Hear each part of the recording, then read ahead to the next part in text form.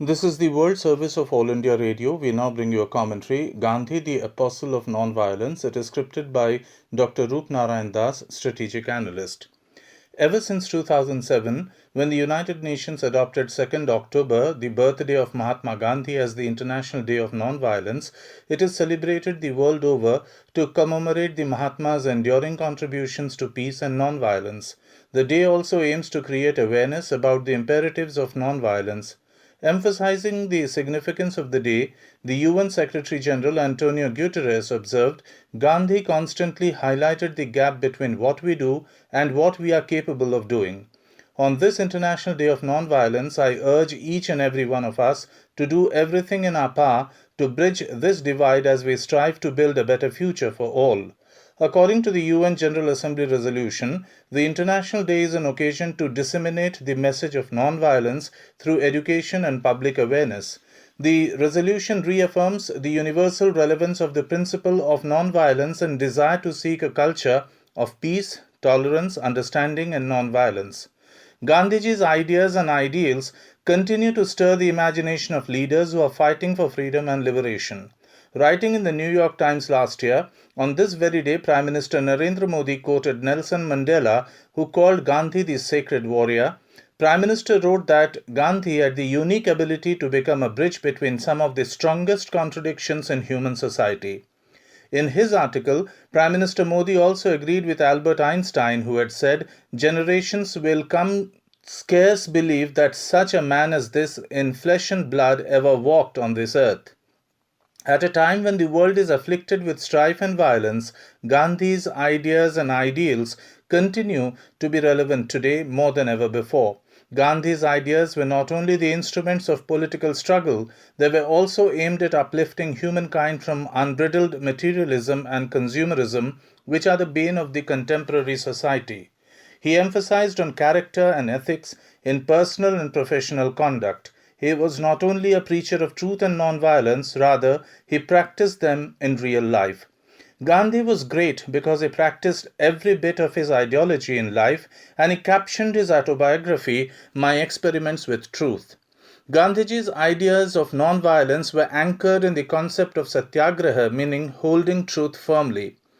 It originated in South Africa in 1907, where he fought against apartheid or racial discrimination. Later, he applied the same in India's epic freedom struggle to liberate the country from British colonialism. He had shown to the world that truth, nonviolence, and love could generate more power than the power of coercion and violence. It was a different power than the power demonstrated by armies and violent revolutions. Gandhi is arguably the only leader in the world who was able to convert the power of non-violence into political action. South Africa was not only the birthplace of Satyagraha but also its main testing ground and laboratory. He carried out many experiments from his personal life to his political life in South Africa, which provided him with many a new chapter. Gandhi spent 3 months in Pretoria prison in 1909, where he read the great treatises of wisdom, the Upanishads, the Bible, and the works of John Ruskin, Leo Tolstoy, R.W. Emerson, and Henry David Thoreau. He was greatly influenced by their writings in philosophy. Gandhi held the spirit of universal love to be the vital source of nonviolence. As love and nonviolence are the natural instincts of human being, it is the normal behavior of all living creatures. Gandhiji showed to the world that collective non-violent action of individuals, if performed with purity of heart, will create such an atmosphere that violent thoughts will evaporate. Gandhi also said that non-violence doesn't mean that it is an instrument of the weak. Gandhi's ideas of peace and non-violence hold the beacon of hope and optimism. No wonder his ideas and ideals are becoming increasingly popular the world over, including in countries like People's Republic of China, which was born out of armed struggle. That was a commentary, Gandhi, the Apostle of Nonviolence. It was scripted by Dr. Roop Narayan Das, strategic analyst. This came to you from the World Service of All India Radio. Morning to all my dear friends. My name is Bhavishi Manhas from class 5th. Today I am going to be speaking about Swachh Bharat Abhiyan. Swachh Bharat Abhiyan was launched on 2nd October 2014 by the Prime Minister of India. The dream of Swachh Bharat was seen by Mahatma Gandhi ji. The second name of Swachh Bharat is the Clean India campaign. Cleanliness is beneficial for us, so keep India green and clean. Thank you and have a nice day ahead. Jai Hind, Jai Bharat.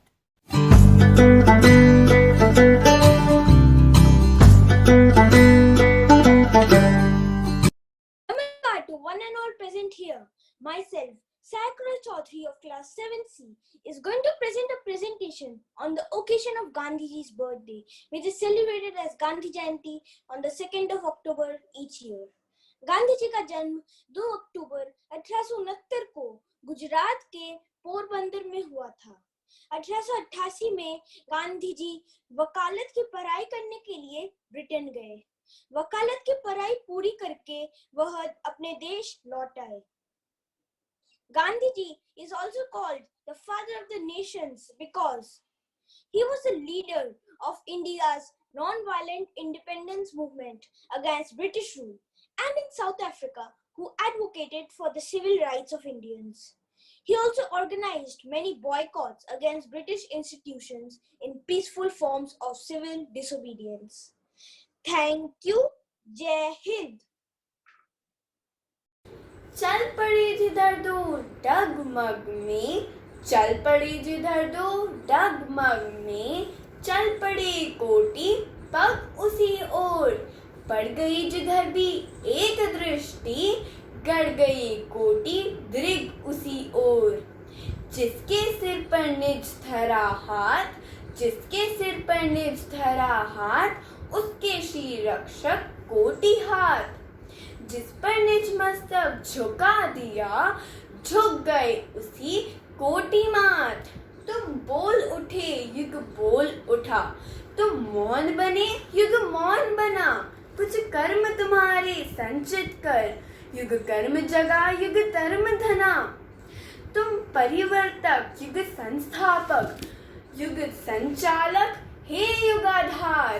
युग निर्माता युग मूर्ति तुम्हें युग युग तक युग का नमस्कार, तुम्हें युग युग तक युग का नमस्कार। Why? Why? Why would anyone want to kill the greatest soul? Why would anyone want to kill the person that helped India get independence? Bapu, you are not a person. You are our source of happiness and peace and tranquility. Why would someone want to take that away from us?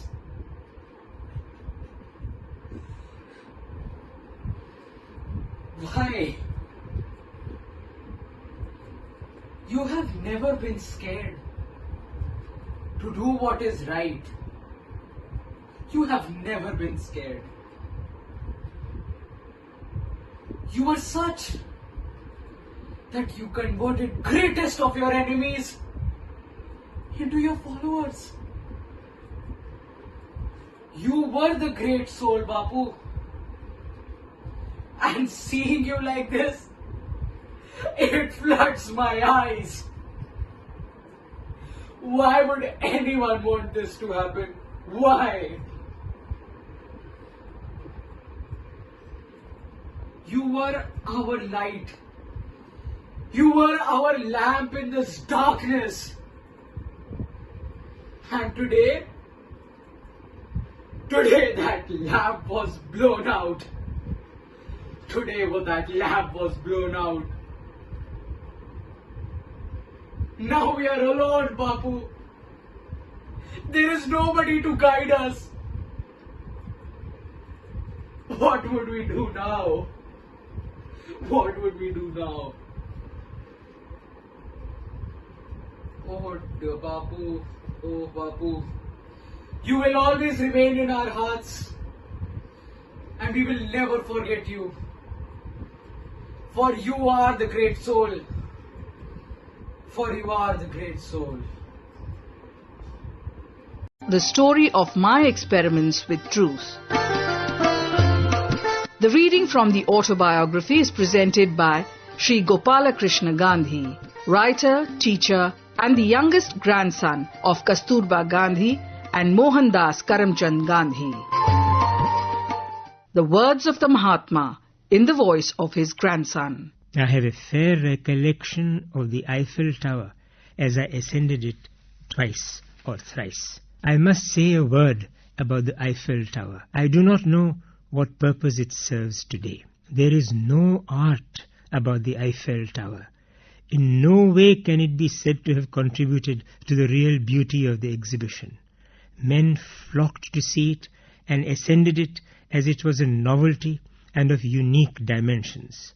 It was the toy of the exhibition. So long as we are children, we are attracted by toys, and the tower was a good demonstration of the fact that we are all children attracted by trinkets that may be claimed to be the purpose served by the Eiffel Tower.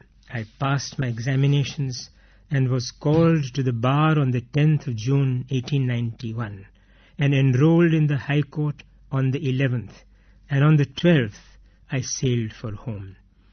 But I did not feel myself qualified to practice law. I have already said that when I went to England, I possessed a note of introduction to Dadabhai Nauroji. I availed myself of it very late. I thought I had no right to trouble such a great man for an interview. Whenever an address by him was announced, I would attend it, listen to him from a corner of the hall, and go away after having feasted my eyes and ears. In order to come in close touch with the students, he had founded an association. I used to attend its meetings and rejoiced at Dadabhai's solicitude for the students and the latter's respect for him. In course of time, I mustered up courage to present to him the note of introduction. He said, "You can come and I have my advice to give you whenever you like." But I never availed myself of his offer. I thought it wrong to trouble him without the most pressing necessity. Mr. Frederick Pincott was a conservative, but his affection for Indian students was pure and unselfish. Many students sought his advice, and I also applied to him for an appointment which he granted. I can never forget that interview. He said, "It takes no unusual skill to be an ordinary lawyer. Common honesty and industry are enough to enable him to make a living. All cases are not complicated." He said, "I understand your trouble. Your general reading is meagre. You have no knowledge of the world, a sine qua non for a vakil. A vakil should know human nature. He should be able to read a man's character from his face." Mr. Pincott's advice did me very little direct service, but his kindliness stood me in good stead. I trusted his advice that acumen, memory, and ability were not essential to the making of a successful lawyer. Honesty and industry were enough. With just a little leaven of hope mixed with my despair, I landed at Bombay from SS Assam. The sea was rough in the harbour, and I had to reach the quay in a launch. My elder brother had come to meet me at the dock. I was pining to see my mother. My brother had kept me ignorant of her death, which took place whilst I was still in England. He wanted to spare me the blow in a foreign land. The news, however, was nonetheless a severe shock to me, but I must not dwell upon it. My grief was even greater than over my father's death. Most of my cherished hopes were shattered, but I remember that I did not give myself up to any wild expression of grief. I could even check the tears and took to life just as though nothing had happened. The poet Rayachand or Rajachandra, the son-in-law of an elder brother of Dr. Mehta and partner of the firm of jewellers conducted in the name of Reva Shankar Jagjeevan, was not above 25 then, but my first meeting with him convinced me that he was a man of great character and learning. He was also a Shatavadhani, one having the faculty of remembering or attending to 100 things simultaneously. I had exhausted my vocabulary of all the European tongues I knew and asked the poet to repeat the words. He did so in the precise order in which I had given them. I envied his gift without, however, coming under its spell. The thing that did cast its spell over me, I came to know afterwards. This was his wide knowledge of the scriptures, his spotless character, and his burning passion for self-realization. I saw later that this last was the only thing for which he lived. Raichand Bhai's commercial transactions covered hundreds of thousands. He was a connoisseur of pearls and diamonds. No naughty business problem was too difficult for him. But all these things were not the center around which his life revolved. That center was the passion to see God face to face. Amongst the things on his business table, there were invariably to be found some religious book and his diary. The moment he finished his business, he opened the religious book or the diary.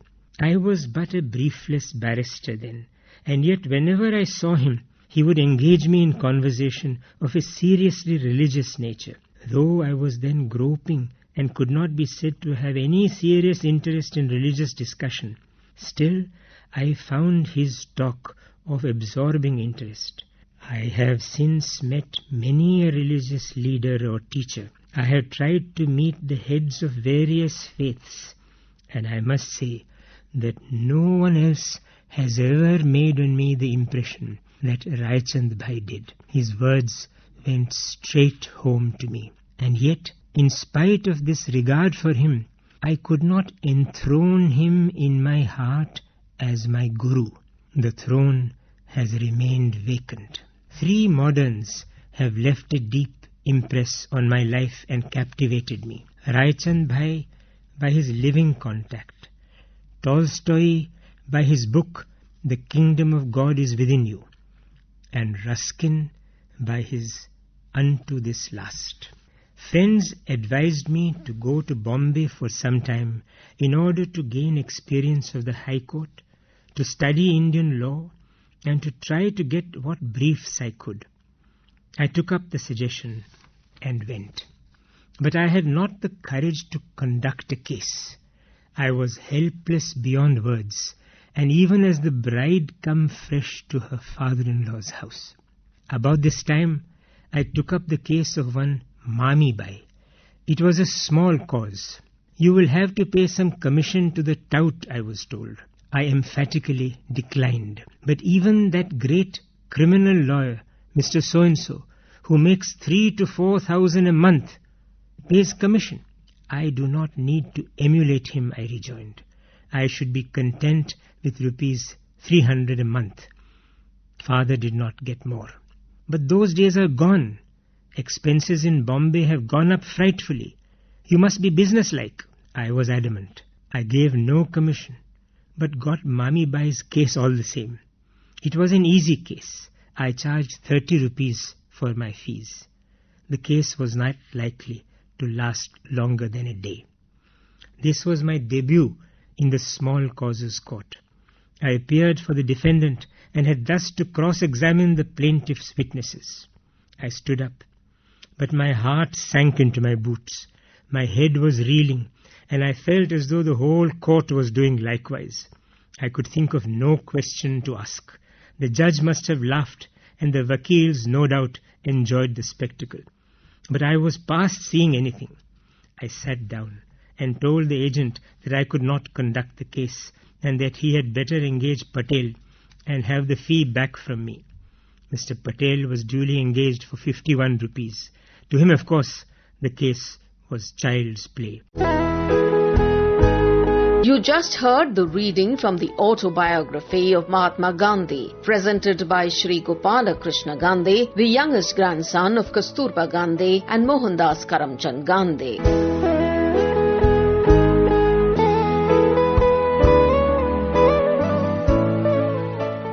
This was a contribution of All India Radio World Service.